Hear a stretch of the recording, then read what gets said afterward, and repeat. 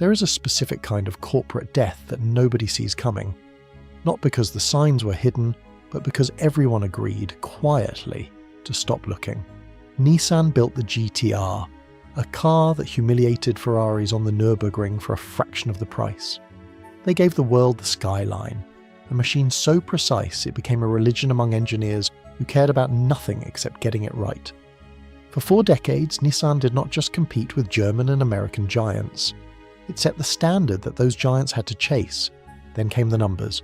$4.5 billion in net losses for the financial year, ending March 2025, one of the worst annual results in the company's entire 90-year history. 20,000 jobs announced for elimination. 7 factories are scheduled for closure. The global footprint is shrinking from 17 plants down to 10. A newly appointed CEO standing in front of cameras in Yokohama saying, and I need you to hear this exact quote, "We wouldn't be doing this if it was not necessary to survive." Necessary to survive? This is not a company navigating a rough quarter.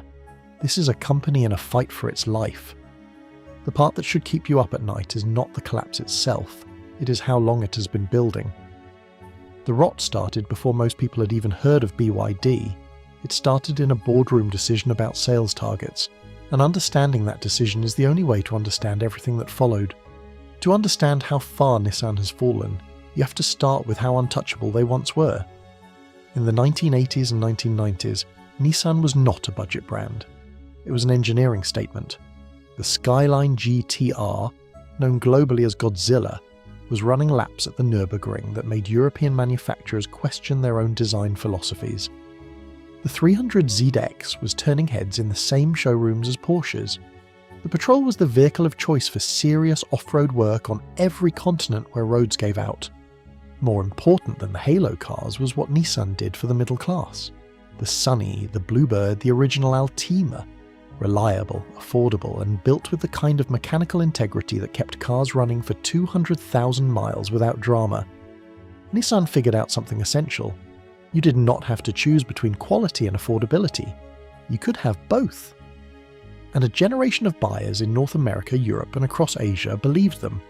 By the mid-1990s, Nissan had earned something rare in the car industry: genuine trust.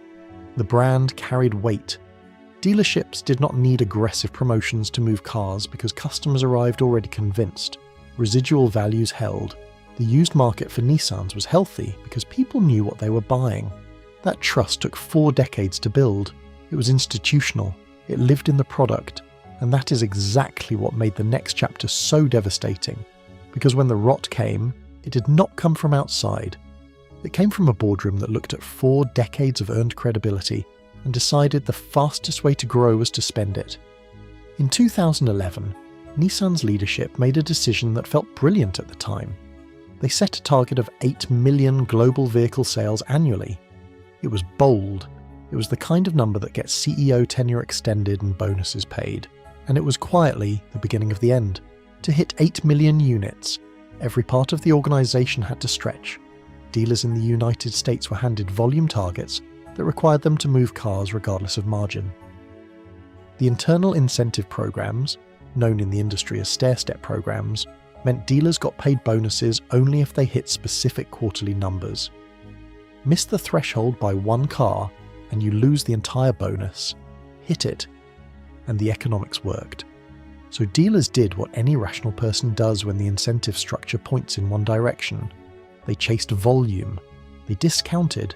They pushed cars into the market at prices that trained buyers to wait for the deal rather than pay full price for the product.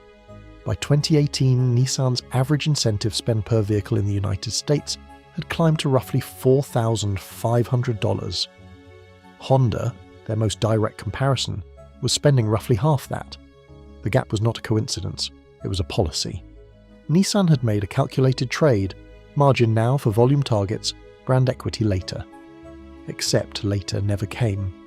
Dealers started writing letters. The language in those letters was specific. They warned Nissan directly that the brand's enterprise value had fallen below that of Kia, Hyundai, Mazda, and Subaru. Brands that Nissan had once looked down on, and they named the cause clearly. Not the market, not consumer demand. Poor management decisions. If you find this story valuable, hit subscribe right now. What comes next explains how bad decisions become impossible to reverse. Here is the part of this story that most automotive coverage completely buries. Chasing 8 million units does not just affect how dealers sell cars, it affects who they sell cars to. When volume is the mandate and margin is secondary, the natural next step is to open the financing window wider, and Nissan opened it very wide.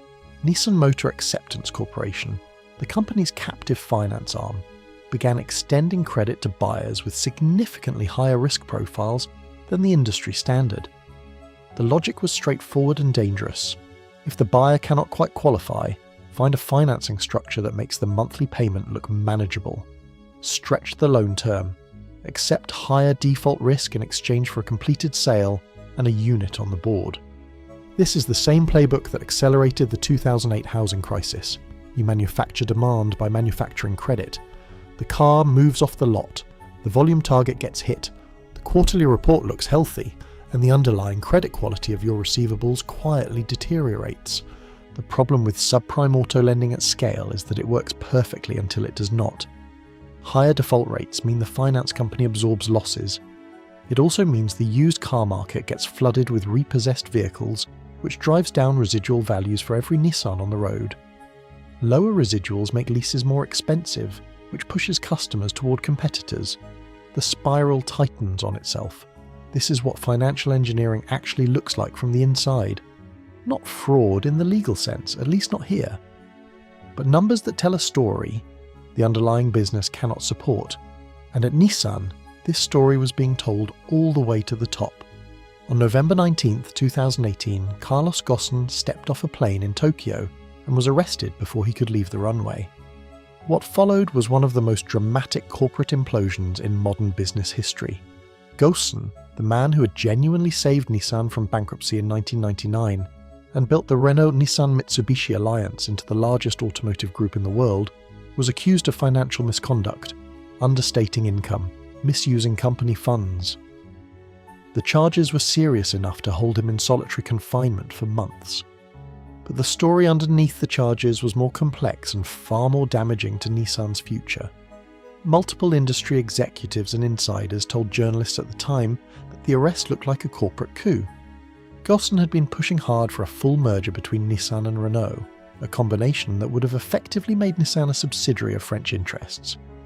Nissan's domestic executive class, led by then CEO Hiroto Saikawa, had strong reasons to stop that from happening. And the timing of the arrest, minutes after landing, just before a critical alliance meeting, suggested to many observers that the whistleblower process had been activated strategically. Ghosn himself was unambiguous. He called it a plot, a conspiracy, and backstabbing by colleagues he had trusted. Nissan denied everything. What nobody disputes is the outcome.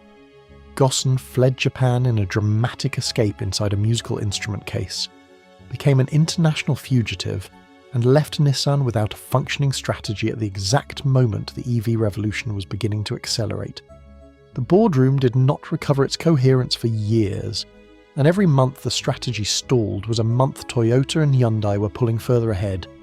The collapse was already in motion, but what made it irreversible was something Nissan had done years earlier, in a decision so quietly catastrophic it barely made headlines at the time.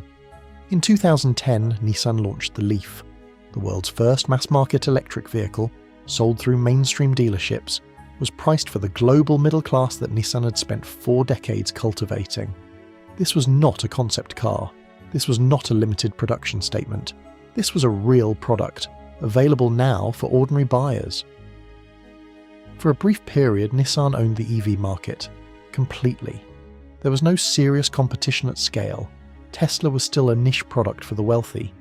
BYD was unknown outside of China. Nissan had the technology, the manufacturing footprint, the dealer network, and the brand trust to turn the Leaf into the defining vehicle of the clean transport era. Then they did almost nothing with it for a decade.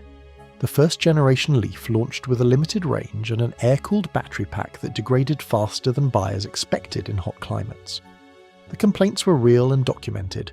Owners in Arizona and Texas were watching their range estimates drop by 20 to 30% within 2 years of purchase. The fix was available. Liquid thermal management, which competitors moved to relatively quickly, would have addressed the core problem. Nissan chose not to retrofit it. By the time the second-generation Leaf arrived in 2018, Tesla had the Model 3. Hyundai had the Ioniq. The market Nissan had created from nothing was now being taken by manufacturers who had watched the Leaf, learned from its mistakes, and built better products. Nissan did not lose the EV market to superior technology. They lost it to a decade of inertia at exactly the moment that inertia was most expensive. The company that planted the seed walked away from the harvest. While the EV opportunity was fading, Nissan was solving its volume problem in the only way it had left.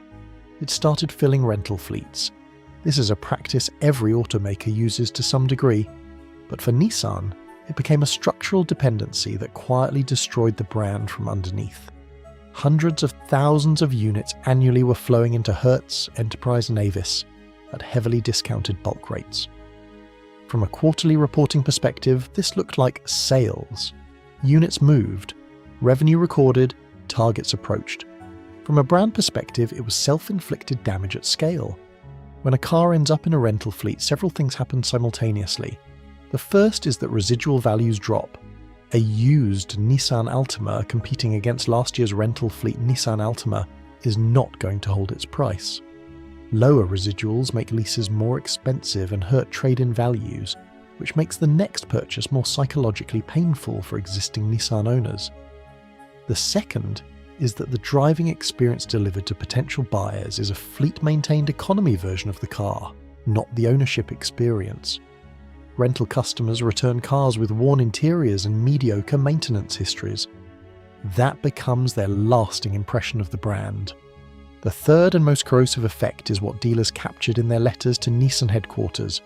The volume mandate was forcing them into fleet, broker transactions, and end-of-quarter tactics that undermined the franchise value they had spent years building. Dealers were being paid less while being pushed harder. The business model was eating itself. Nissan's enterprise value fell below Kia's, below Hyundai, below Subaru, brands it had once considered beneath its attention. That number tells you everything. By 2024, the bill came due in full. The global automotive market had shifted in ways that exposed every weakness Nissan had been accumulating. Toyota's hybrid lineup was delivering fuel economy numbers that made internal combustion vehicles look obsolete. Hyundai's Ioniq 5 and Ioniq 6 had genuine range, genuine design, and genuine consumer enthusiasm. BYD was selling more electric vehicles globally than any other manufacturer and expanding aggressively into every market Nissan called home. And Nissan's response was a lineup that had not seen meaningful innovation in years. The Rogue, their best-selling vehicle in the United States, was functional. It was not exciting. The Altima was showing its age. The Maxima was discontinued. The Leaf was losing ground every quarter to more capable competitors.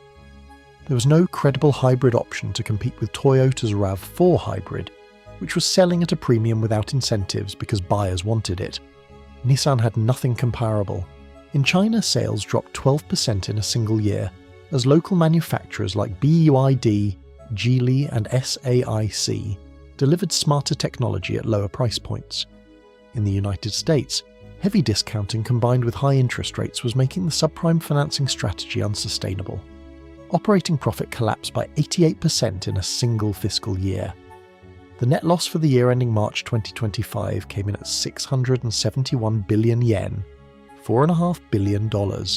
Factories went idle, assembly lines slowed. The workforce reduction announcements began. The board did not announce a strategy, they announced a survival plan. There is a difference, and by this point, everyone inside Nissan understood which one they were reading. In December 2024, something extraordinary happened. Nissan, Honda and Mitsubishi announced a memorandum of understanding to explore a three-way merger that would have created the world's third largest automaker, valued at roughly $60 billion. The explicit goal was to pool resources for electrification and software development to compete against BYD and Tesla. The implicit reality was that Nissan needed this deal to survive. It lasted less than 2 months. By February 13th, 2025, both Honda and Nissan had signed official termination notices. The reasons were not disguised. Honda had proposed a structure that would have made Nissan a wholly owned Honda subsidiary. Nissan's board walked away rather than accept the terms. Honda, for its part, had grown critical of Nissan's pace of restructuring and was not prepared to absorb the liability of a company still in freefall. The deal that was supposed to save 3 Japanese institutions died because none of them could agree on who would be in charge. This is what institutional pride costs when the clock is running down. The collapse of the merger left Nissan in a position it had not been in since 1999, when Renault had to rescue the company from near bankruptcy. Taiwan's Foxconn was floated as a potential new partner. The irony of a technology hardware manufacturer potentially absorbing a 90-year-old automotive brand was not lost on anyone watching. The new CEO, Ivan Espinosa, installed in April 2025, launched a recovery plan called Re-Nissan. 17 plants down to 10, 20,000 jobs cut. New model launches are promised, profitability targeted by fiscal 2026. The language of a company that has accepted it is nearly running out of time. Here is what this story is actually about. Nissan did not collapse because the electric vehicle transition was fast. Toyota faced the same transition and came out ahead. Nissan did not collapse because competition was fierce. Every automaker faces fierce competition. Nissan collapsed because of a specific management philosophy that treated the business like a machine for hitting numbers rather than a platform for building value. And that philosophy compounded for 15 years before the bill arrived. The volume mandate of the early 2000s was not a mistake made under pressure. It was a strategic choice made during a period of relative strength, when Nissan had the credibility and the engineering culture to have chosen differently. They chose volume because volume was measurable, reportable, and rewarded in the short term. The damage it caused was diffuse, slow-moving, and impossible to assign to a single quarter. The subprime financing pushed risk downstream. The rental fleet dependency pushed brand damage downstream. The neglect of the Leaf pushed competitive disadvantage downstream. The boardroom civil war pushed strategic paralysis downstream. Every decision was optimized for the present at the expense of the future, and the future arrived faster than anyone in that boardroom had prepared for. The lesson here is not that Nissan was uniquely incompetent. It is this pattern, the steady prioritization of volume over value, that is available to any organization willing to make that trade. It feels safe in the short term because the consequences are invisible. By the time they become visible, the structural damage is already done. Nissan's new CEO has said the right things. The question is whether the architecture underneath those words can support a real recovery, or whether the 90-year-old brand is too far into the freefall to pull out.